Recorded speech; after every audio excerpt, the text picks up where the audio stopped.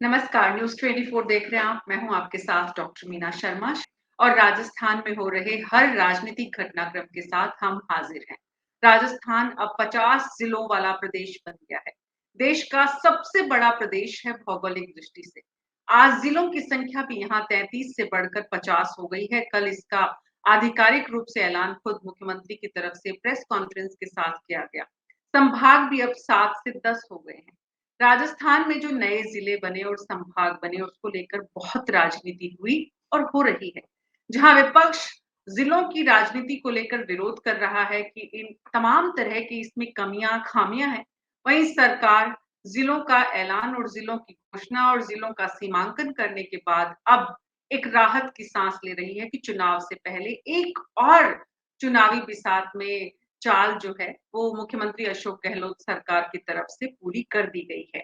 बड़ी संख्या में विधायकों को खुश करने का इसमें प्रयास किया गया है। जिलों की राजनीति कैसे होती है? नए जिलों के बनने से कैसे राजनीतिक नफा नुकसान होता है? अभी इस समय जो जिले बनाए गए और नए संभाग हुए, उनमें किसको मुनाफा होगा, किसको फायदा होगा, किसको नुकसान होगा राजनीतिक लिहाज से? और क्या वाकई में कुछ होगा भी या नहीं? यही समझने की कोशिश कर रहे हैं हमारे खास मेहमानों के साथ। आज हमारे साथ वेद माथुर जी हैं, जो कि वित्त विशेषज्ञ हैं, आर्थिक मामलों के जानकार हैं।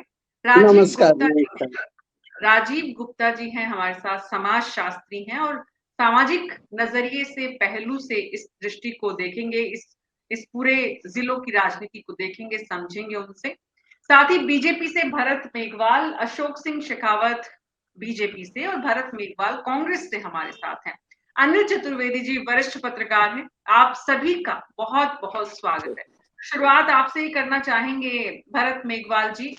ये जो नए जिले बन गए हैं और संभाग भी 10 हो गए हैं, सरकार ने बड़ा काम किया है और खुद मुख्यमंत्री ने कल बड़ी संख्या में पत्रकारों से इस विषय में बातचीत की। कई तरह के सवाल उठे, कई तरह के जवाब दिए गए। आप क्या देखते हैं? नए जिलों के बनने से, नए संभाग बनने से मुख्यमंत्री अशोक गहलोत की मौजूदा सरकार को आने वाले चुनाव में किस तरह से कांग्रेस पार्टी को किस तरह से फायदा होगा? देखिए मीना जी, अगर देखा जाए तो राजस्थान आज पूरे देश का लगभग 10.5% के आसपास का भूभाग को कवर करता है और यहाँ की जनसंख्या देखी जाए तो 7.5 करोड़ के आसपास की वहीं अगर हम हमारे नज़दीकी जो प्रदेश है एमपी और छत्तीसगढ़ की बात की जाए तो वहाँ का क्षेत्रफल भी कम है और हमसे जनसंख्या भी कम है। उसके बावजूद भी वहाँ पे जिलों की संख्या ज़्यादा है। वो इसलिए क्यों आज के समय में जो जनसंख्या का घनत्व जिस हिसाब से बढ़ता जा रहा था उस हिसाब से बहुत सख्त ज़रूरत थी कि जिलों को छोटा किया जाए और जिलों को बढ़ाया जाए ताकि जो लोग अपने कामों को लेकर, अपने निपटारों को लेकर, चाहे वो जमीनी विवाद हो, चाहे वो दीवानी विवाद हो या अन्य कोई कलेक्टरी के माध्यम के काम हो, उन्हें त्वरित गति से किया जा सके। आपने देखा होगा कि पहले जहाँ 300, 400 या 200 किलोमीटर का एक दायरा उनको तय करना पड़ता था।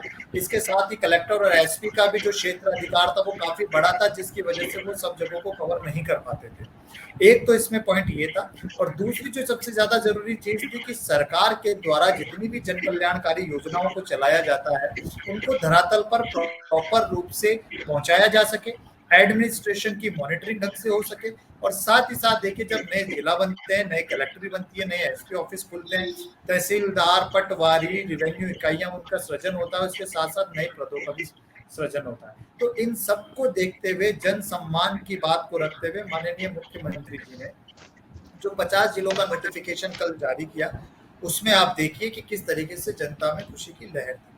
और जब 17 मार्च 2023 को विधानसभा में माननीय मुख्यमंत्री जी ने इस बात की घोषणा की थी तब हमें कई बार सुनने को मिला था कि चुनावी साल है, आचार संहिता आ जाएगी, नोटिफिकेशन भी नहीं आएगा, सीमांकन कब होगा और कलेक्टर और एसपी का किस तरीके से दायरा तय होगा, इंफ्रास्ट्रक्चर नहीं था, वो नहीं है। 2000 करोड़ का हमने प्रावधान किया है और देखिए मीना जी, किसी भी चीज को उतारने पे समय लगता है। ऐसा नहीं है कि किसी भी चीज की घोषणा की जाए और अगले दिन से ही वो चीजें सुचारू रूप से संचालित हो पाती है, लेकिन बात आती है यहाँ मंशा की, बात आती है यहाँ सोच की और बात आती है कि जिस जिम्मेदारी के साथ माननीय मुख्यमंत्री जी जिस पद पर बैठे हुए हैं उस पद को वो बखूबी निभा रहे हैं। और आप देखिए पिछले 4.5 साल में न सिर्फ जिलों की घोषणा बल्कि कृषि बजट अलग से देना, सामाजिक सुरक्षा पेंशन का प्रावधान करना, महिलाओं के लिए उड़ान योजना लाना, 500 रुपए में गैस सिलेंडर, हर एक बड़े अधिक प्रवक्ता है, पार्टी का रुख बहुत अच्छे से रखते हैं। आपने बहुत अच्छे से बताया, समझदारी से, विस्तार से बताया कि इन जिलों को बनाने का मकसद क्या है, इससे क्या फायदा होगा भौगोलिक दृष्टि से, और जो जनता है उसे कैसे, जो डिस्टेंस है उसको कवर करने में मदद मिलेगी, कैसे नई यूनिट्स जो है प्रशासनिक अमले की वो बनाई जाएगी। लेकिन सवाल ये है कि अब राजनीतिक स्तर पर ये जो प्रयास सरकार की तरफ से किए गए हैं, चुनाव में इसका क्या असर होगा? जितेंद्र सिंह शेखावत जी, अशोक सिंह शेखावत जी, अशोक जी, क्या असर देखते हैं आप चुनावों पर? देखो मीना जी, सबसे पहले तो आप खुद भी समझ रहे होंगे कि चुनावी साल है। चुनावी साल के अंदर किस प्रकार की एक जिलों की और संभाग की घोषणा की गई है। एक राजनीतिक आधार है, शासन और प्रशासन को विकेंद्रीकरण की बात कहते हैं, लेकिन ये विकेंद्रीकरण नहीं होकर के सिर्फ वोटों की एक राजनीति है। और आपने ओपनिंग में ये बताया कि किस प्रकार से विधायकों को खुश करने के लिए और अपने शासन प्रशासन के बारे में अंतिम दिनों के, अंतिम महीनों के अंदर ये कह रहे हैं कि हम संभाग और जिले बना रहे हैं।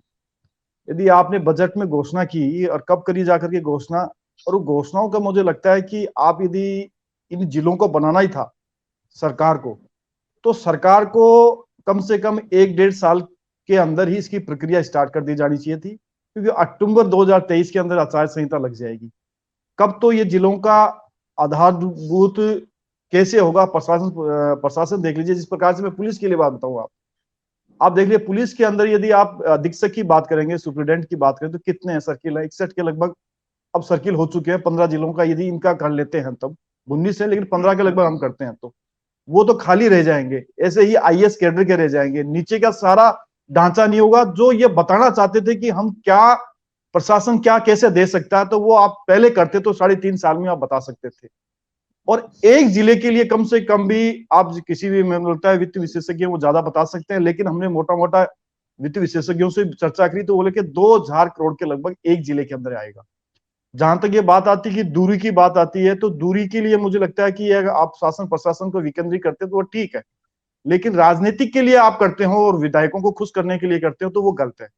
यदि तो आप 19 जिलों के बनाने पर ही सवाल उठा रहे हैं, आप समय पर सवाल उठा रहे हैं, वहां तक तो समझ में आता है। लेकिन सरकार के पास 5 साल का समय है, उसमें 5 सालों में उसे क्या करना है, ये सरकार की प्राथमिकता है। सवाल ये है कि चुनाव से 3 महीने पहले सरकार ने अपना काम कर दिया है। काम ये कि जिलों का सीमांकन हो गया है, तमाम तरह की जो तैयारियां, पूर्व तैयारियां होनी चाहिए। बाकी तो आप अपना घर बनाते हैं उसमें समय लगता है, फिर उसकी फर्निशिंग करते हैं उसमें समय लगता है, तो वो तो समय यहाँ भी, राज्य हमारा पूरा एक घर है उसमें लगेगा। लेकिन आप भी उस सवाल तक नहीं पहुंच पाए। सवाल ये है जिसका जवाब हम जानने की इस वक्त कोशिश कर रहे हैं जनता के नजरिए से। अनिल चतुर्वेदी जी, जब जनता के बीच जाएगा, राजनीतिक दलों का दोनों तरफ से जो नेतागण जो जाएंगे, उनको जिलों की जो राजनीति है, संभाग जो बनाए गए हैं, कांग्रेस पार्टी के पास ही कहने को होगा, उनके विधायकों के पास। अगर हम ये सिर्फ इनके आरोप माने यहाँ पर बीजेपी के कि सिर्फ विधायकों को, हालांकि इसमें कुछ विधायक बीजेपी के भी हैं जिनको भी फायदा होगा, लेकिन अगर हम यहाँ पर बीजेपी के आरोपों को भी माने, तो चुनाव में क्या कांग्रेस पार्टी इसका फायदा ले पाएगी? क्या जनता को मिले जिलों से वोटों पर असर पड़ेगा? देखिए, आपका कहना बहुत ठीक है, आपका क्वेश्चन बड़ा मौजू है। चुनावी साल है, चुनावी साल में घोषणा की गई है, मांग लगातार 5 साल से चल रही थी, उसके पहले भी चल रही थी, पर ये चुनावी साल में घोषणा करके पॉलिटिकल पार्टी कांग्रेस थोड़ा माइलेज तो लिया है। पर अगर इसको आप ब्रॉडर एस्पेक्ट में देखें तो मैं समझता हूं कि ये एक प्रकार से जनता की भलाई के लिए ही ये एक एक्शन लिया गया, जो कि आगे चल के जनता की भलाई होगी निश्चित रूप से। हालांकि अभी इसमें काफी समय लगेगा, अभी तो फॉर्मेशन हो रहा है, 7 तारीख को स्थापना होगी, पूरा प्रोसेस में पूरे रूप में आने में इसको भी 2 वर्ष लग जाएंगे एक जिले को पूरी रूप से सक्रिय होने। जहां तक जनता का लाभ का सवाल है, तो आप कल वहां जो प्रेस कॉन्फ्रेंस हुई तो मैं ही मौजूद था, तो वहां पे जो सीएस हैं, मुख्य सचिव महोदया जो है उषा शर्मा जी, उन्होंने बड़ी अच्छी बात की। उन्होंने कहा साहब, प्रॉब्लम क्या होती बड़े जिलों में कि अगर अधिकारी चाहे भी तो जो सुदूर जो कस्बा है वहां तो वो पहुंच ही नहीं पाता सरकार, क्योंकि सरकारी तंत्र छोटा सा है, जनसंख्या बड़ी है, एरिया बड़ा है, तो सरकार प्रशासन जनता के लाभ के लिए वहां तक उनके द्वार तक पहुंचे, ये एक बड़ी भाई चुनौती होती है बड़े जिलों के साथ जिनका क्षेत्रफल बड़ा होता है। तो ऐसी स्थिति में अगर देखा जाए तो अब 19 जिले जो एक्स्ट्रा कर देंगे, जाहिर बात है जिलों का क्षेत्र कम होगा, जनता के पास लाभ पहुंचेगा, प्रशासन भी वहां तक पहुंचेगा और प्रशासन को अपना काम करने में अच्छे गुड गवर्नेंस के लिए एक अच्छी एक संभावना उसकी बनी है। तो हम अगर जी। इस एस्पेक्ट में देखें तो ये जनता के लाभ की बात है। और जहां तक पॉलिटिकली अगर आप इसको एंगल से देखें तो पॉलिटिकली तो जाहिर बात है जिसके लिए हुआ वो लाभ में, जिसके लिए नहीं वो विरोध करेगा। पर इसमें ये देखिए कि गहलोत, जो मुख्यमंत्री गहलोत जी हैं, उन्होंने कुछ ऐसे जिले बनाए हैं जो कि भाजपा विधायकों के क्षेत्र हैं। जब उन्होंने घोषणा की थी विधानसभा में तो शाहपुरा को जिला बनाने के दौरान उन्होंने कैलाश मेघवाल जी को ये कहा कि साहब ये शाहपुरा मैंने आपको दिया, जबकि वो भाजपा के विधायक रहे। तो ऐसी बात नहीं है, अगर उन्होंने सबको बांटा है, सबको दिया, जो जिन्होंने वो दिया है। हाँ, और जहां तक देखिए कि उन्होंने ये भी कहा है कि भाई कुछ जगह विरोध हो रहा है, जो कुछ लोग मांग कर रहे हमको नया जिला मिला चाहिए, तो उसके लिए उन्होंने ऑप्शन दे दिया है कि जो जिला गठन समिति हमारी उसका कार्यकाल हम 6 महीने के लिए बढ़ा रहे हैं, अगर इस बीच में लोग प्रस्ताव देते हैं वो जिन्यून होता है तो हम उस पर भी कंसीडर करें, समिति उस पर कंसीडर करेगी। तो इसके मतलब उन्होंने अपना एक गेट ओपन रख रखा है, बंद नहीं किया है। अब सवाल जहां तक होता है कि नंबर ऑफ जिले के बारे में, 50 जिले हो गए राजस्थान जैसे राज्य में, उसकी ओवरऑल कैसे मॉनिटरिंग होगी, व्यवस्था कैसे होगी, तो ये भी जो है सरकारी तंत्र पर निर्भर करेगा कि वो कितनी सक्रियता से सरकार की मूल भावना को पूरा करते हुए कितनी सक्रियता दिखाता है, जनता को लाभ देता है। ये देखने वाली बात होगी, जो कि भविष्य में बताएगा कैसा क्या होता है। पर जहां आज की स्थिति ये है वो ये है कि जनता को वाकई में इसमें लाभ होगा, पॉलिटिकल माइलेज कांग्रेस को मिलेगा। अब आगे स्थिति क्या होगी, ये इस चुनाव बाद जो अगली सरकार आएगी वो किस तरह इसको लेती है, नए जिलों कैसे बनाती है, क्या करती है, वो देखने वाली बात है। जी, यानी कि जो निर्माण की प्रक्रिया है उसमें जो समय लगेगा 2 साल का, वो एक अलग मुद्दा है।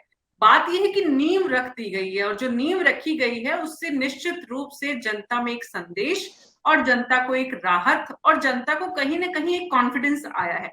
अगर ये कॉन्फिडेंस आया है तो इससे बस निश्चित एक शुरुआत हुई है, एक शुरुआत तो हुई है, कम से कम इसको ये इससे सोचना चाहिए।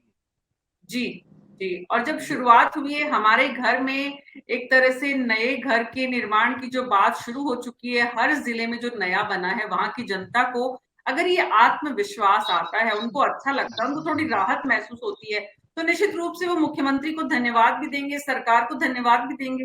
राजीव गुप्ता जी, समाज हमारा जब सरकारों के काम से प्रभावित होता है, लाभान्वित होता है, तो निश्चित रूप से समाज जो है वो वापस रिटर्न भी करता है। तो क्या मुख्यमंत्री अशोक गहलोत को रिटर्न गिफ्ट मिलेगा?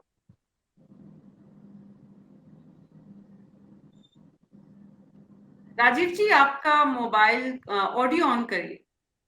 ये कोई फोन आ रहा है। बड़ा आधारभूत सवाल आपने पूछा है। मैं कुछ चुभते हुए सवाल भी रेज कर सकता हूँ इस बारे में। क्या वाकई समूचे देश में, राजस्थान सहित, जनता और सरकार के बीच में किसी प्रकार का कोई तारतम्य है क्या? मुझे ये लगता है कि सरकार ये मान करके चल रही है, कोई भी सरकार हो, किसी भी प्रांत की हो, केंद्र की हो, उनके द्वारा लिया गया निर्णय ये जनता के द्वारा सुझाया गया निर्णय है। मैं तो राजस्थान के अंदर कई जगहों पर घूमा, लेकिन मुझे कहीं लगा नहीं कि जनता ने कभी डिमांड की हो कि जिले बनने चाहिए। डिमांड विधायकों की तरफ से आती है कि जिला बनना चाहिए, और उनके अपने पॉलिटिकल कंसिडरेशंस होते हैं, वो बीजेपी के भी हो सकते हैं, वो कांग्रेस के भी हो सकते हैं। तो मुझे लगता है कि इसमें जिसको कहते हैं ना पब्लिक ओपिनियन बेस्ड डिसीजन, वो डिसीजन तो ये मुझे लगता है कि नहीं है। ये डिसीजन स्वाभाविक रूप से राजनीतिक है, लेकिन 2-3 चीजें इसके अंदर बहुत महत्वपूर्ण हैं। एक तो ये कि डिसेंट्रलाइजेशन की प्रोसेस का इन नए जिलों के बनने के साथ में बड़ा गहरा संबंध है। ये एक विकेंद्रीयकरण की प्रक्रिया है और वो विकेंद्रीयकरण की प्रक्रिया से जनता को अनेक किस्म के लाभ होते हैं। और सबसे महत्वपूर्ण सवाल जो इसके अंदर आता है और जिसका कि जवाब हम सभी लोगों को खोजने की जरूरत है, फेडरलिज्म के अंदर एक नया ढांचा विकसित हो रहा है। फेडरलिज्म अब केवल राज्य और केंद्र के बीच में नहीं है, अब फेडरलिज्म राज्य सरकारों और जिलों के बीच में भी है। तो क्या हम प्रत्येक जिले को एक ऐसी ऑटोनॉमी दे सकते हैं कि वह अपने डेवलपमेंटल मॉडल्स को जनरेट करे, वहाँ की पॉलिटिकल पार्टीज और वहाँ की सिविल सोसाइटी ऑर्गेनाइजेशंस और सबसे बड़ी बात वहाँ के हाशिए पर खड़े हुए लोग जो वहाँ रह रहे हैं, क्या उनसे इस बात को लेकर के कोई एक रोड मैप तैयार किया जाए कि हमारा अपना विकास का नज़रिया क्या हो सकता है, हमारी अपनी संस्कृति के सवाल, हमारी अपनी आर्थिकी के सवालों को कैसे एड्रेस किया जा सकता है, लोकल रिसोर्सेज के आधार पर डेवलपमेंट के मॉडल्स को कैसे जनरेट किया जा सकता है, ताकि ओवरऑल एक इंक्लूसिव डेवलपमेंट का फ्रेम हमारे सामने उभर करके आए। अगर इन जिलों का निर्माण करने के बाद कोई भी सरकार इन सब मुद्दों के ऊपर बहुत गहनता से काम करेगी तो राजस्थान का विकास हो सकता है। और वो विकास की संभावनाएं मुझे पूरी तरह से नजर आती हैं। बाकी ये बात सही है कि ये निर्णय राजनीतिक है और राजनीतिक निर्णय हमेशा जो पार्टी इन पावर है उसको फायदा पहुंचाने के उद्देश्य से किया जाता है। जनता की इसमें एक्सेप्टेबिलिटी कितनी होगी ये देखने वाली बात है। लेकिन एक चीज जरूर है जो मैं यहाँ कहना चाहूँगा, मेरे कई साथी यहाँ बैठे हुए हैं, हो सकता है उनकी उसमें असहमति हो। एक अधिकार केंद्रित जो विकास का मॉडल राजस्थान ने दिया है, राइट टू हेल्थ हो या फिर दूसरे प्रकार के सवाल हों, उन सब से मुझे लगता है कि अशोक गहलोत ने ये सिद्ध करने की कोशिश तो की है कि संविधान के अंदर दिए गए मूलभूत अधिकारों के आधार पर बनाई गई अपनी नीतियां और बनाई गई अपनी स्कीम्स आम जनता के हितों तक पहुंचती हैं। और ये सब कुछ मिला करके अशोक गहलोत को चुनावी फायदा तो प्रदान करेगा। जी, अशोक गहलोत सरकार को चुनावी फायदा इन जिलों के संगठन से, निर्माण से, इन जिलों की घोषणा से, इनके सीमांकन से होगा। ये बात समाज के विश्लेषकों को लगता है, समाज शास्त्रियों को लगता है। राजीव गुप्ता जी बहुत वरिष्ठ और पुराने समाज को अनुभवी नजर से देखने वाले हैं, लेकिन साथ ही उन्होंने जो एक बात रखी है जो कि काफी अहम है, जनप्रतिनिधि ये क्लेम करते हैं कि वो जनता का पक्ष लेकर सरकार के साथ काम करते हैं। अगर ये सही है कि जनप्रतिनिधियों ने जनता के सुनने के बाद, जनता को सुनने के बाद जिलों के निर्माण की मांग रखी है, तो यहाँ जनता का श्रेय है। लेकिन राजीव गुप्ता जी का स्पष्ट मानना है कि जनता से ज्यादा राजनेताओं के हितों को साधने की इसमें कोशिश हुई है या होती है। लेकिन एक और पक्ष है जो इन सबसे बड़ा है, सबसे इंपॉर्टेंट है, सबसे अहम है, और वो पक्ष है कि जब नए जिलों में बड़ी संख्या में अफसरों की तैनाती होगी, इंफ्रास्ट्रक्चर तैयार होगा, ट्रांसपोर्टेशन के लिए गाड़ियां आएंगी और तमाम तरह के दफ्तर बनेंगे, तो बहुत बड़े पैसे की जरूरत होगी। सरकार आज की स्थिति में उस वित्तीय भार को लेने के लिए तैयार है या नहीं है, ये मुद्दा नहीं है, क्योंकि सरकार के पास सिर्फ 3 महीने का इस वक्त समय है। लेकिन आने वाले समय में जो वित्तीय भार बढ़ेगा वो आने वाली सरकार के लिए भी एक चुनौती होगी। क्या ये सही है, वेद माथुर जी? देखिए मैडम, सबसे पहली बात तो यह है कि हमारी जो राज्य सरकारें हैं वो पहले से ही लगभग दिवालियेपन की ओर अग्रसर हैं। तो यदि आप इसको वित्तीय दृष्टिकोण से आकलन करने के लिए कहेंगी तो ये तो पहले से दबी हुई सरकार और ज्यादा दबेंगी। लेकिन आपको पहले इसकी पृष्ठभूमि में जाना होगा। सबसे पहली बात तो यह है, जो आप में से कई वक्ताओं ने कही कि भौगोलिक दृष्टि से राजस्थान के जिले इतने बड़े हैं कि उनके टुकड़े किए जाने जरूरी थे। मैं इस बात से कुछ हद तक सहमत हूँ, लेकिन क्या टेक्नोलॉजी के इस युग में जहां वीडियो कॉन्फ्रेंसिंग से और दूसरे माध्यमों से हम सैकड़ों मील दूर के लोगों से, बैठे हुए लोगों से कुछ ही सेकंड में संवाद कर सकते हैं और सब कुछ देख सकते हैं, सुन सकते हैं, वहां इसकी वाकई जरूरत है। तो यदि इस तरह की मांग है तो कल कोई सरकार कहेगी कि साहब हम प्रधानमंत्री के भी 50 पद सृजित कर रहे हैं, 50 प्रधानमंत्री होंगे, सो दैट कि हर राज्य को ठीक से वो प्रधानमंत्री देख सके।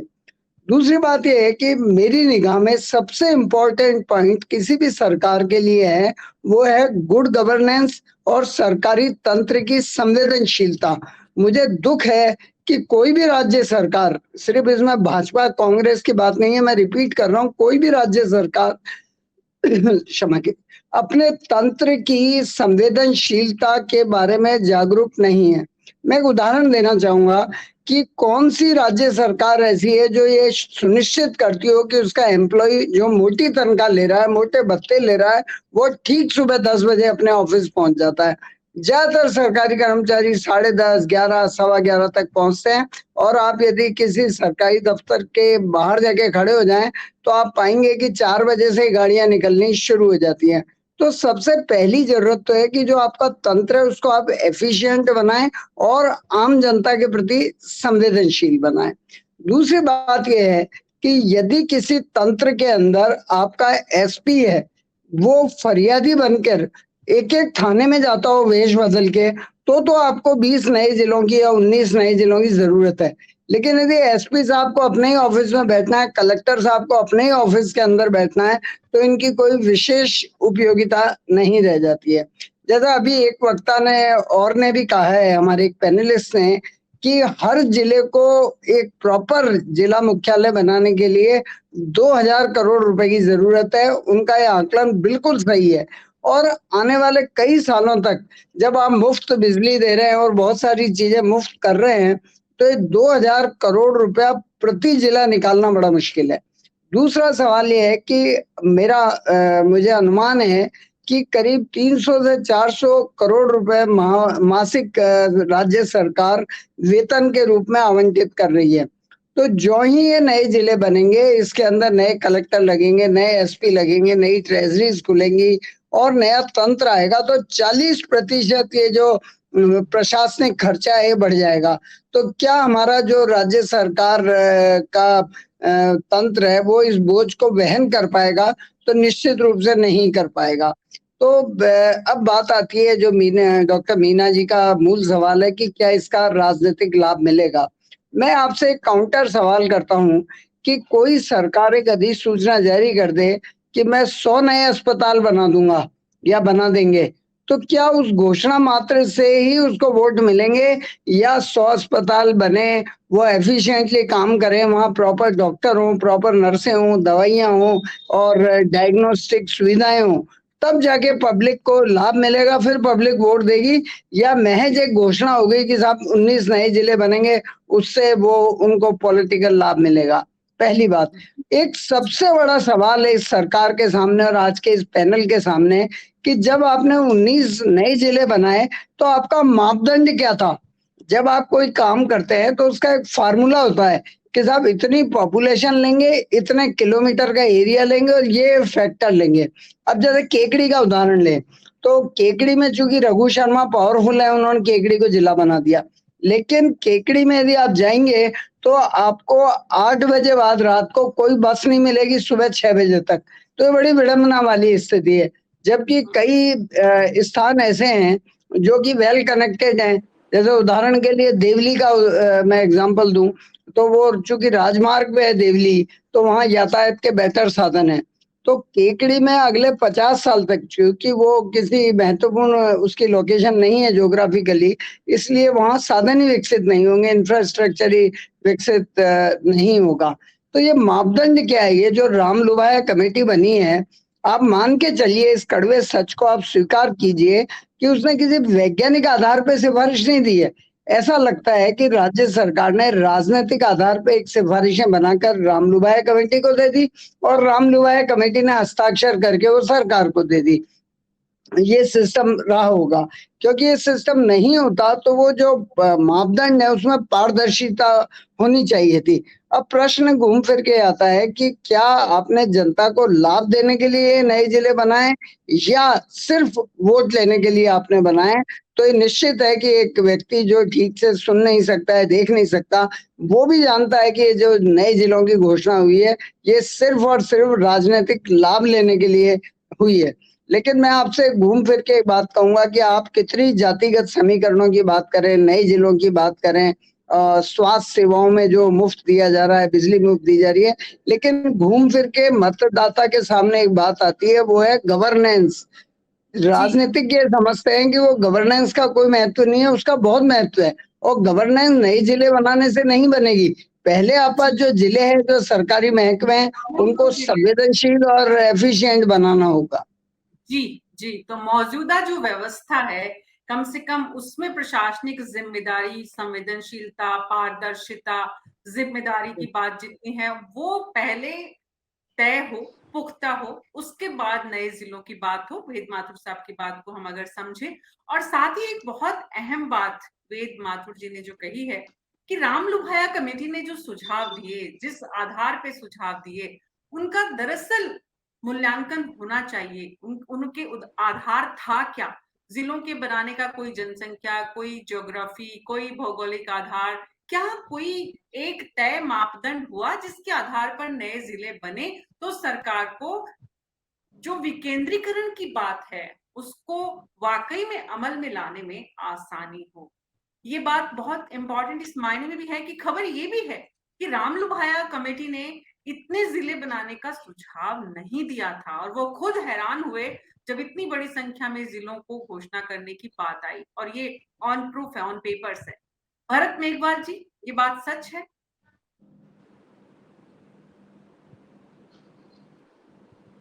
देखिए मीना जी, अभी मैं सभी वक्ताओं को सुन रहा था, तो सबसे पहले तो मैं माथुर जी की बात का जवाब दूं कि माथुर जी घोषणा 17 मार्च को हुई थी और कल नोटिफिकेशन जारी हो चुका है और 7 अगस्त को सभी प्रभारी मंत्री इन नए जिलों में जाके विधिवत रूप से इन जिलों की स्थापना करेंगे और जितने भी जो पूर्व ओएसडी लगाए गए थे वो अब एसपी और कलेक्टर के रूप में काम करेंगे। पहली चीज तो रही बात राम लुभाया कमेटी की, तो देखिए निश्चित तौर पर राम लुभाया कमेटी ने मापदंडों के आधार पर ही जिले बनाने की घोषणा करने के लिए उसमें सुझाव दिया था और उसी के कारण अभी 6 माह उनका जो कार्यकाल है उस कार्यकाल को भी बढ़ा दिया गया। मीना जी देखिए क्या है कि जब आप बात कर रहे हैं कि जो जिले केकड़ी का आपने नाम लिया, दूदू का आपने नाम लिया, तो ये चीज स्वाभाविक सी थी कि वहां पर आज जो इंफ्रास्ट्रक्चर था या जो रोडवेज के साधन थे या जो कनेक्टिविटी थी वो प्रॉपर नहीं थी, लेकिन अब जब जिले बनेंगे तब वहां पे इंफ्रास्ट्रक्चर भी बढ़ेगा, वहां पे कनेक्टिविटी भी बढ़ेगी, वहां पर लोगों को काम करने के रोजगार भी सृजित होंगे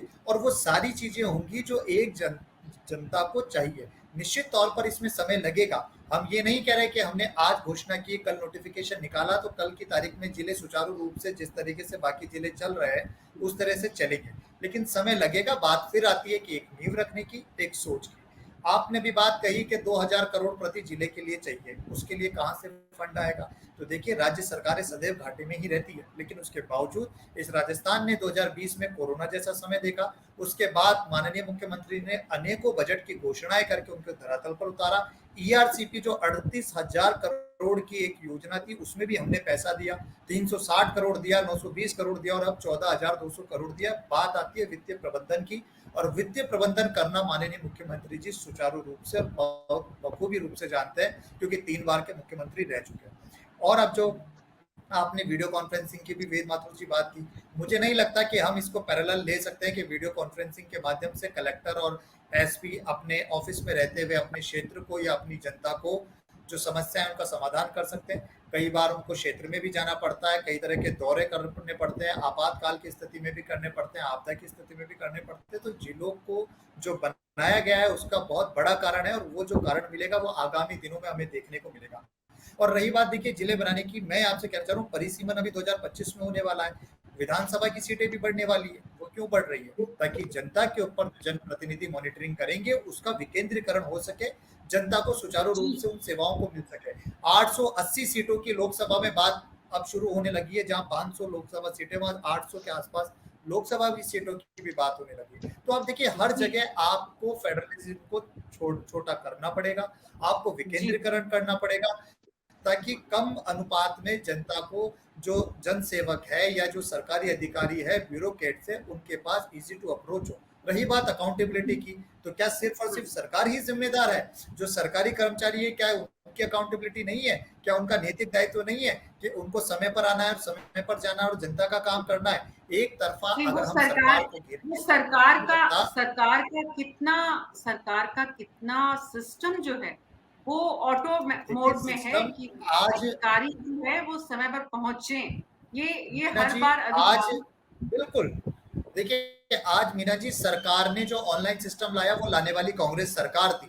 एजुकेशन के अंदर कंप्यूटर सिस्टम लाने वाली कांग्रेस सरकार थी। और अभी एक इस तरह का विधेयक भी लाने के लिए कांग्रेस सरकार तत्पर थी, जहां टाइम बाउंड मैनर में हर एक विधायक कर्मचारी को, हर एक अधिकारी को उस कार्य को करना पड़ेगा। आरटीएच की आपने बात करी, वो हमारा विजन था, हम लेकर आए। सामाजिक सुरक्षा के अंदर प्रावधान हम लेकर आए, आरटीआई हम लेके आए, राइट टू फूड कांग्रेस लेके आई। जिलों तक सीमित रहते हैं, अभी हम बाकी विषयों पर बात भी करेंगे, लेकिन आज हमारे पास सिर्फ 30 मिनट और है, और हमारी जनता, हमारे दर्शक, राजस्थान के लोग इस बात को समझें कि नए जिले जो बने हैं उसमें सरकार का मकसद क्या है, सरकार ने इतनी देर से क्यों गठन किया, इनका रिजल्ट क्या होगा, जनता को फायदा मिलना कब शुरू होगा, पक्ष और विपक्ष का इसमें जो पक्ष है उसके क्या मायने हैं। विपक्ष लगातार जिलों को लेकर विरोध की राजनीति कर रहा है। विरोध इस कहीं ना कहीं इस आधार पर कि जिले पहले क्यों नहीं बनाए गए। अगर जितेंद्र सिंह शेखावत जी अगर पहले जिले बना दिए होते तो सरकार को फायदा होता, तो जनता को फायदा होता, जनता को राहत मिलती। सिर्फ आपकी आपत्ति इस बात पे है कि जिले देर से बने हैं, समय से बनने चाहिए थे, जिले बनने जरूर चाहिए थे, उसमें आप भी सहमत है, सरकार के साथ हैं। देखो मीना जी, मैं कह रहा हूँ कि किसी भी सरकार का कार्यकाल होता है तो उस कार्यकाल में प्राथमिकता होती है कि हमें कौन कौन से काम करने चाहिए, और उस प्राथमिकता के साथ यदि सरकार ये सोचे कि हमें राजनीतिक बेनिफिट लेना है, यदि इन जिलों को यदि पहले घोषित करते तो इनको प्रावधान करना पड़ता कि इतने इतने करोड़ों का प्रावधान होता। तो ये देख लीजिए, यदि 19 जिले बनाते तो कितने करोड़ों का, लाख के लगभग पहुंच जाता ये, या लाख से कोई थोड़ा बहुत कम रहता। इतना इनके पास में रेवेन्यू का जनरेट करने की इनके पास कोई मशीन नहीं थी। 5.5 लाख करोड़ रुपए यदि इस सरकार के ऊपर कर्ज है तो ये कैसे करते? तो जनरेट करने की इनके पास भूमिका नहीं है। या हम यही कह रहे हैं, आप कोई भी जनहित का काम करें, लेकिन आपका स्वास्थ्य सही होना चाहिए। रेवेन्यू जनरेट करने के मामले में आपकी डेफिसिट सही होनी चाहिए, लेकिन आपका क्या है, आप कर्ज में पूरा राजस्थान को डूबे रहे हो। बिजली विभाग का आप देख लीजिए, कितना लाख से करोड़ से ऊपर बिजली विभाग जा रही है, कर्जा डूब रहा है। फिर उन्होंने कहा कि आरटीएच हम लेके आए, आरटीएच के 98% तो अस्पताल है वो बाहर हो चुके हैं। फिर कहा कि ईआरसीपी के लिए बात चली, ईआरसीपी में उन्होंने कहा कि 14,000 करोड़ रुपए, उसमें से ये बता दें 100 करोड़ भी इन्होंने खर्च किए हैं। तो बता दीजिए, सिर्फ कागजों में चलना और लास्ट में आकर के घोषणा करना। अब ये आंगली ऊपर जरूर कर रहे हैं। दूसरा मैं बताऊं कि दूदू जैसी क्षेत्र है, 3 उप तहसील, उसको आप जिला बना रहे हो। अब ये राजनीतिक नहीं है तो क्या है? ऐसे ऐसे एक एक उदाहरण हम देखेंगे तो राजस्थान के अंदर जिलों का ऐसा मिलेगा। सांसद में आप देख ले, शाहपुरा में आज इसका पूरा बंद हो रहा है। वो कह रहे हैं साहब इन क्षेत्र को आपने सम्मिलित नहीं किया है। और 14 तो ऐसे जिले हैं जिनको तो इन्होंने छुआ ही नहीं है, मतलब उन जिलों के साथ छूना चाहिए था। ऐसा क्या भेदभाव है, उन जिलों को आपने छुआ नहीं है। तो ये राजनीतिक रूप से, मैं सही कह रहे हैं कि राजनीतिक रूप से किया गया है। और सिर्फ तो सिर्फ जिस प्रकार से इन्होंने राहत की जो काम की ना, 10 चीजों की राहत हम देंगे। लोगों को लाइन में लगाना, लोगों को परेशान करना, लोगों के पास में पहले ऑलरेडी जनरेट था, उनके पास में ऑनलाइन सुविधाएं थी, लोगों के डाटा इनके पास है ऑलरेडी, फिर भी लाइन में लगा रहे हो। और सिर्फ मुख्यमंत्री जी का प्रचार करना, जो इनकी सेंट्रल लीडरशिप कर चुकी है। मुख्यमंत्री जी का प्रचार मत कीजिए, आप पार्टी का प्रचार कीजिए। हम मानते हैं मुख्यमंत्री लीडरशिप करती है, लेकिन मुख्यमंत्री जी इतना भी नहीं भूलें कि दूसरों को गिराएं और खुद का प्रचार करें। चलो कोई प्रचार करें, इनकी बात हम इनको मना नहीं करते हैं, लेकिन राजस्थान के अंदर एक एक चीजें मैं और भी बता सकता हूं कि क्या हुआ। यदि जिले बनते हैं, मतलब 33 जिले बनने में कितने साल लग गए, और एक साथ जिले करना किस लिए? कि ये राजनीति नहीं है तो क्या है?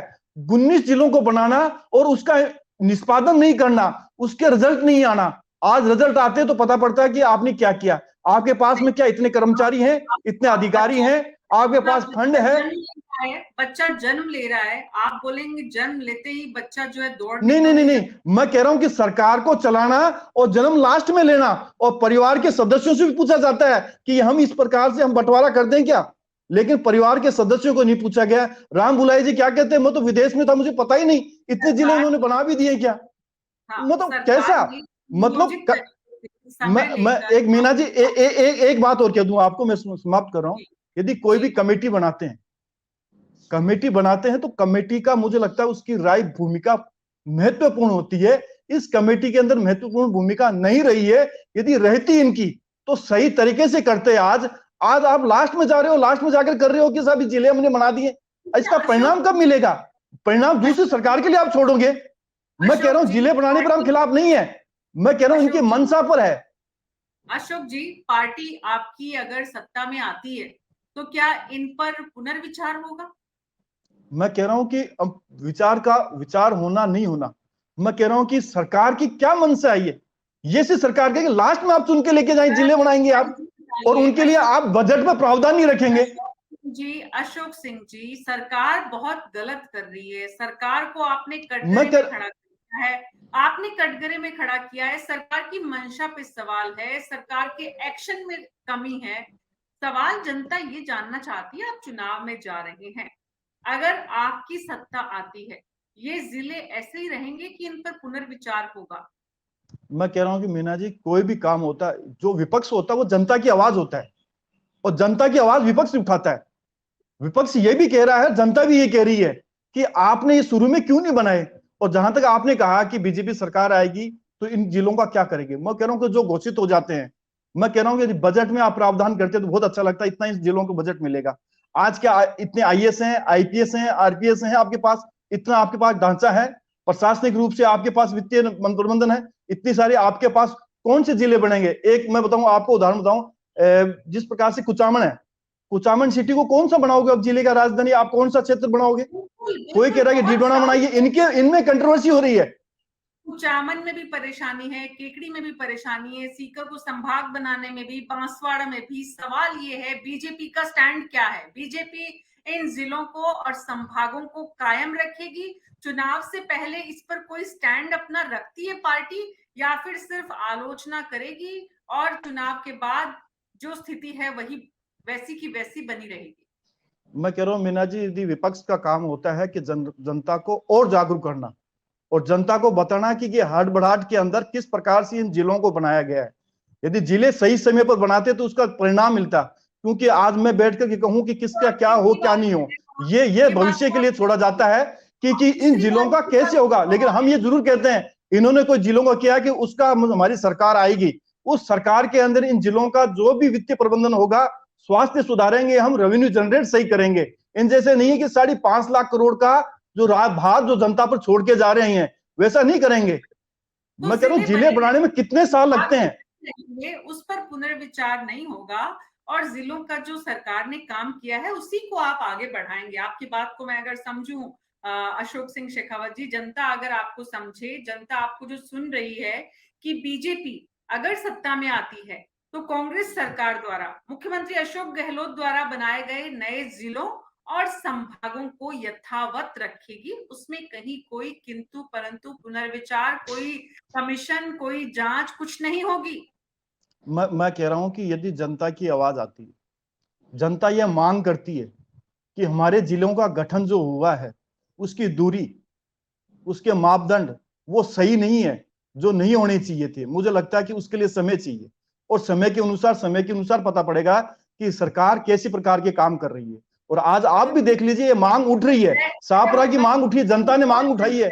मीना जी, ये मांग किसने उठाई है? शाहपुरा की मांग उठाई है, आम जनता ने उठाई है, और विपक्ष उनके साथ हो रहा है कि आप किस प्रकार से करें। अब दूध जैसा मैं बता रहा हूं, आपका दूध जैसा आप बता दीजिए, 3 सांबर ने एक बार मीना जी और कह दूं, मैं प्रश्न समझ गया, मैं आपका प्रश्न समझ गया। उसका जवाब देने की बजाय आप सारी नहीं, मैं सांबर, जैसे सांबर वाला है, आप मैं बताऊं, सांबर है, सांबर फुलेरा।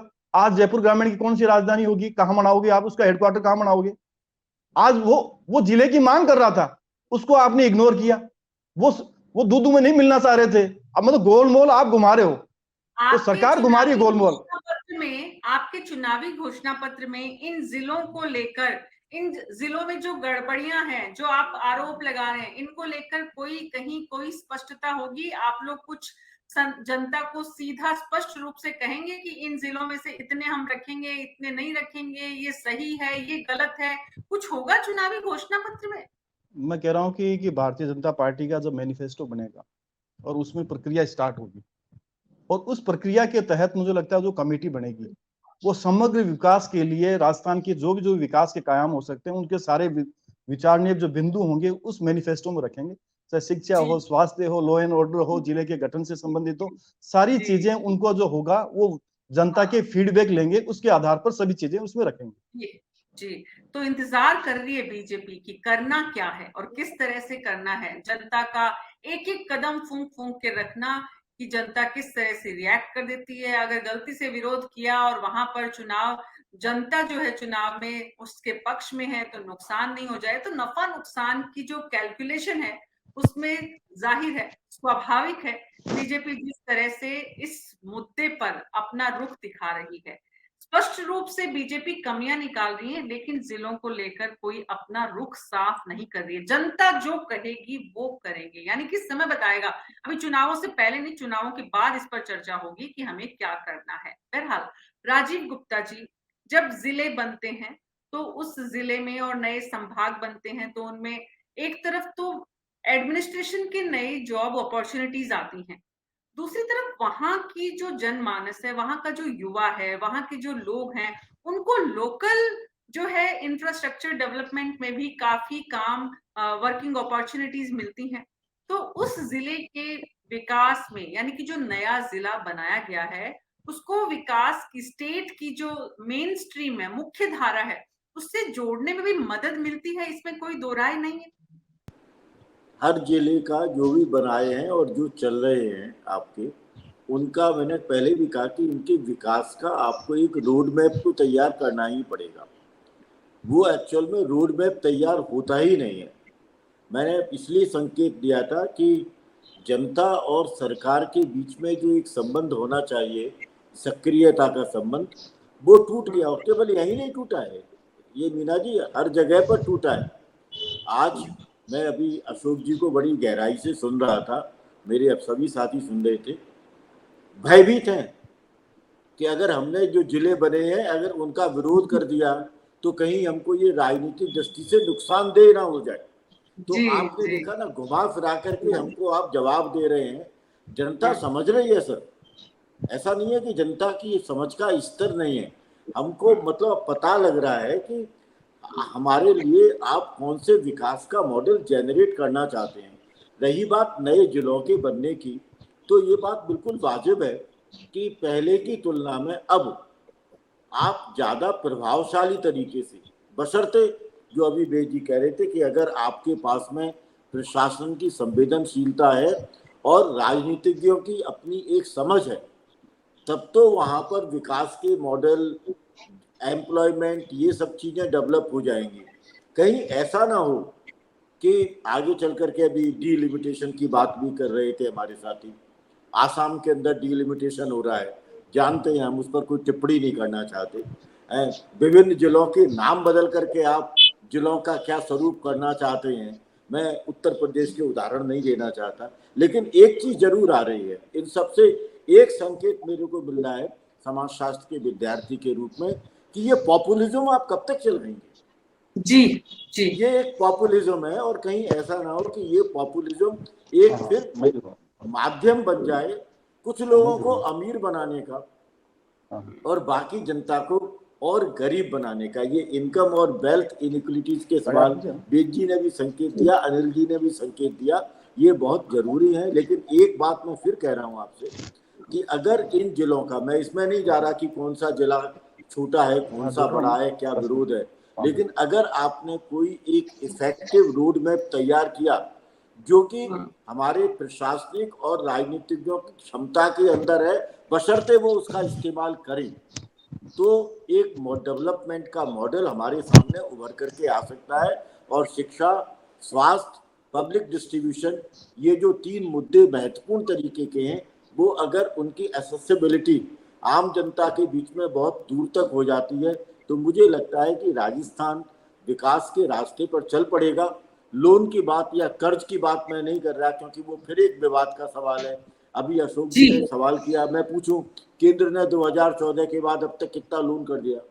भारत सरकार ने अब तक हमको कितने लोन में दबा दिया है। इसलिए लोन की बात मैं नहीं कर रहा, लेकिन इतना जरूर है कि अगर आप इनपुट दे रहे हैं तो आउटपुट है, इनपुट आउटपुट इनपुट, ये जो रिलेशनशिप है ये नई इकोनॉमिक्स है, और इस नई इकोनॉमिक्स के तहत आप देश के और राज्य के विकास की बात सोच सकते हैं। जी, वेद माथुर जी, मैं आपके पास आऊंगी। विकेंद्रीकरण जो है वो कैसे आर्थिक बोझ को तो बढ़ाता है, लेकिन साथ ही जो अपॉर्चुनिटीज मिलती हैं उससे आर्थिक प्रबंधन की जो एक एक एक पूरी की पूरी स्ट्रैटेजी है, कैलकुलेशन है, एक नई इंडस्ट्रीज के आने का जो रास्ता है, इन सब बातों पे मैं आपके पास आऊंगी। लेकिन उससे पहले एक बात, अनिल चतुर्वेदी जी, बीजेपी और कांग्रेस दोनों कह रही है कि ये एक राजनीतिक फैसला है। राजनीतिक दल, राजनेता सत्ता में आने के लिए और सत्ता में बने रहने के लिए राजनीतिक फैसला नहीं करेंगे तो क्या करेंगे? देखिए, ये तो खैर राजनीतिक दल है, वो राजनीतिक फैसला करेंगे, पर उनके हर फैसले जो हैं दावा किया जाता है कि वो जो है जनता के हित में होते हैं। पर जनता के हित में अगर वाकई में वो फैसले होते हैं तो वो सामने चुनाव में वोटों में दिखाई पड़ने लगता है। अगर वोट, अब आप देखिए कि पिछली बार पीछे एक गहलोत सरकार के पिछले कार्यकाल पे जाइए, गहलोत साहब ने उस समय बड़ी जनहित की योजनाएं लागू की थी, फ्री दवा की थी, बाकी और भी कई सब योजनाएं थी, पर क्योंकि वो धरातल पे वो नहीं उतर पाई तो उसका परिणाम आप रिजल्ट देख लीजिए आप क्या रहा, जिसको कि गहलोत साहब स्वयं जो है महीनों तक ये कहते रहे कि साहब बड़ा आश्चर्य कैसे कैसे हो गया। तो ये बड़ा स्पष्ट संकेत है कि आप जनहित की सब योजना करिए, लागू करिए, पर जब तक वो जनहित की योजना वाकई जनहित की नहीं बनेगी, जनता उसको फील नहीं करेगी, तो उसका कोई लाभ कोई पॉलिटिकल पार्टी हो, चाहे भाजपा हो, चाहे कांग्रेस हो, या कोई और दल भी हो, उसको लाभ नहीं ही मिलेगा। हम इस, जहां तक ये अब ये हम लोग मुख्य मुद्दे पे आते हैं, जिलों को लेकर की बात जो है, सही बात है कि वित्तीय भार बढ़ेगा, और भी मतलब बहुत ही प्लान तरीके से उसको नहीं बनाया गया, पॉलिटिकली हड़बड़ी चीज बनाई गई है, ठीक है, मानते हैं इसको फैक्ट है। पर सवाल इस बात का है कि अगर इसमें वाकई में अगर इसको जो भावना के साथ काम करते हो जनता को लाभ होता है तो उसको पॉलिटिकली उसका फायदा होगा ही होगा, निश्चित रूप से होगा। इसमें रिस्क ये है कि भाजपा कांग्रेस इसको किस तरीके से, कितना प्रभावी तरीके से जनता के दिल में ये बैठाती कि नहीं वाकई बड़ा हित का फैसला उनके है, और भाजपा कहां तक उसको ये स्थापित कर दी जनता के बीच जाकर के कि ये उनके नुकसान की चीज हुई है, कि पॉलिटिकली हुआ, उनको फायदा कुछ नहीं हुआ, ये चीज हो सकती है। पर जहां तक जिले गठन का मामला है, इसकी भावना अच्छी है, हम इसको मतलब सही मानते हैं, और ये एक विकेंद्रीकरण की बात जहां तक कहते हैं उसके लिए बिल्कुल सही है कि गवर्नेंस के विकेंद्रीकरण होना चाहिए। जहां वो एक धुरी बन जाती है केंद्र की सत्ता की, वहां समस्याएं शुरू हो जाती हैं। ये आज से नहीं, सालों से लोग देखते हैं, आप इतिहास का गवाह है। तो विकेंद्रीकरण हुआ है, प्रशासन का भी हुआ है, सब करेंगे, और जितनी जल्दी बाकी और जिलों की जो गठन की बात होती है, या अगर इन जिलों के गठन में हड़बड़ी हुई है तो इस पे जो समिति का एक्सटेंशन 6 महीने मिला है, वो इस पे पुनर्विचार भी करके उसको करेक्शन भी कर सकती है, रेक्टिफाई भी कर सकती है, ताकि हर चीज एक जुनून सामने दिखाई पड़े कि हाँ साहब ये जुनून चीज हुई है, सही चीज हुई है, और फिर वो संभावनाएं भी खत्म हो जाएंगी कि साहब ये पॉलिटिकली हुआ है कि क्या हुआ। अगर जनता हित में है तो ये सारे काम सरकार कर सकती है, जो कि जनता के हित में वाकई दिखाई पड़ेंगे, उसका लाभ भी मिलेगा उसके बाद। जी, तो लाभ मिलेगा तब जब काम होगा, काम तब होगा जब पैसा होगा। पैसा है नहीं, इसलिए सरकार कर्ज में डूबी है। इसलिए वित्तीय विशेषज्ञों का मानना है कि इतना बोझ सरकार को नहीं लेना चाहिए। वेद माथुर जी, लेकिन सवाल ये भी है कि सरकार इसमें एक चीज मैं कहना चाहूंगा मीना जी, मैं एक चीज कहना चाहूंगा, ये हर पार्टी एक दूसरे पर आरोप लगाती है, वित्तीय सलाहकार मिलाते हैं, सब पैसा नहीं है, पैसा नहीं है। ऐसी बात नहीं है। सरकार के पास पैसे के बहुत सोर्स हैं, खास तौर से राजस्थान सरकार पर बहुत सोर्स डेवलप हुए हैं। आज जो तेल जो निकल रहा है, तेल की रॉयल्टी मिल रही है, आप क्या समझती है, अच्छा खासा इससे इनकम हो रही है, जिसको बनाते नहीं है। और बहुत सी चीजें, जीएसटी काफी इनको मिलता रहता है, ऐसी बात नहीं है। तो पैसे को रोना तोड़ना एक पॉलिटिकल समझ लीजिए बयानबाजी हो गई है, हम तो ये मानते हैं। अगर मान ली पैसे को रोना होता तो आज सरकार में जो भ्रष्टाचार का स्तर हो गया है, पहले लोग 1000 लाख रुपए लेकर के पकड़े जाते थे, आज छोटा सा भी अपराध करोड़ों में जा रहा है। तो इसके पैसे की कमी कहाँ है जी? बशर्ते वो पैसा जो है जनहित में लगेगा, तो वो देखेगा। इसके पैसे को रोना हम नहीं मानते, इसको नहीं सहमत हो सकती कि पैसे को रोना, इसके पैसा कहाँ से आएगा। पैसा खूब है, सरकार पर सोर्सेज पैसे की कमी बताकर कम से कम जिलों के गठन की या सत्ता के विकेंद्रीकरण की रास्ता न निकले, ये किसी भी सूरत में जस्टिफाई नहीं हो सकता कि नए जिले नहीं बन सकते। सरकार का काम है पैसे की व्यवस्था करना। वेद माथुर जी, सरकार पैसे की प्रबंधन करके अपना काम को आगे बढ़ा सकती है। तो जब नए जिले बनाए हैं तो निश्चित रूप से सरकार इस प्रबंधन की भी तैयारी करेगी, और ये प्रबंधन के बहुत सारे रास्ते, जैसे अनिल चतुर्वेदी जी ने कहा। तो ऐसे में सरकार पर पैसे की कमी नहीं होने की वजह से काम को रोक दें, ये दलील कितनी वाजिब है? डॉक्टर मीना जी, सबसे पहले तो मैं आपको ये बताना चाहूंगा कि राष्ट्रीय स्तर पे बहुत बड़े बड़े बैंकों का मर्जर्स हुआ। तो ये कहा गया कि एक बैंक की 4000 शाखाएं हैं, 3 बैंकों का यदि विलय होगा एक दूसरे में तो 12000 हो जाएंगी।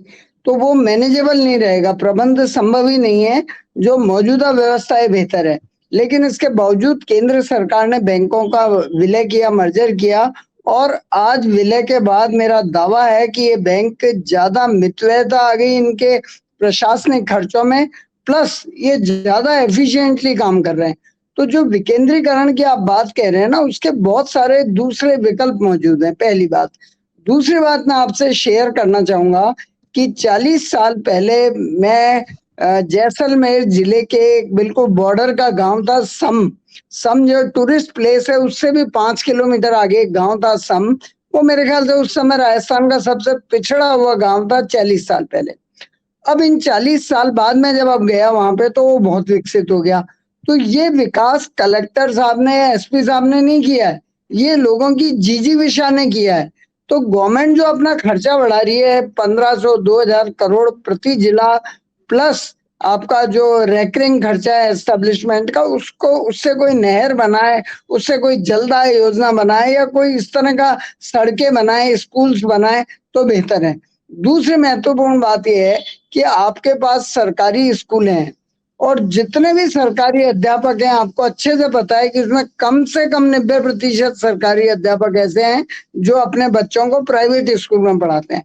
तो ये क्या शो करता है कि सरकार जो पैसा खर्च करती है, तो राजस्थानी में एक कहावत है कि अंधी पीसे कुत्ता खाए, तो वो वाली कहावत इसमें चरितार्थ होगी। एक सवाल और मैं आपने बीजेपी के प्रतिनिधि से किया था, लेकिन उन्होंने उसका गोलमाल जवाब दिया। मैं उसका स्पष्ट जवाब देना चाहूंगा कि भाजपा का यदि वो सत्ता में आती है तो क्या स्टैंड रहेगा।